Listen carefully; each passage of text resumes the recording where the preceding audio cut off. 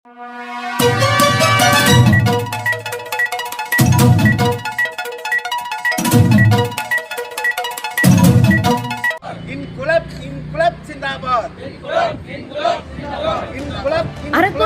அகில இந்திய கிராமிய அஞ்சல் ஊழியர்கள் சங்கத்தின் 14வது கோட்டை மாநாடு.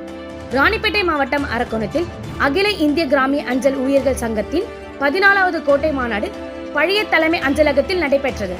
கூட்டத்திற்கு சங்க தலைவர் சோபன் பாபு தலைமை தாங்கினார். செயலாளர் ஆனந்தன், பொருளாளர் சுதர்சனம் முன்னிலை வகித்தனர். அகில இந்திய பொது செயலாளர் சுப்பிரமணி தேசிய கொடியை ஏற்றினார்.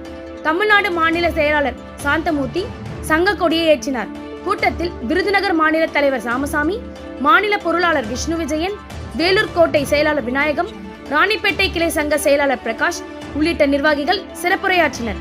8 மணி நேரம் வேலை வழங்க வேண்டும், பென்ஷன் வழங்க வேண்டும் உள்ளிட்ட பல்வேறு கோரிக்கைகளை வலியுறுத்தி தீர்மானத்தை நிறைவேற்றினர். இதில் சங்க நிர்வாகிகள், உறுப்பினர்கள் உள்ளிட்ட பலர் கலந்து கொண்டனர். முடிவில் கோட்ட செயலாளர் ஆனந்தன் நன்றி உரை ஆற்றினார்.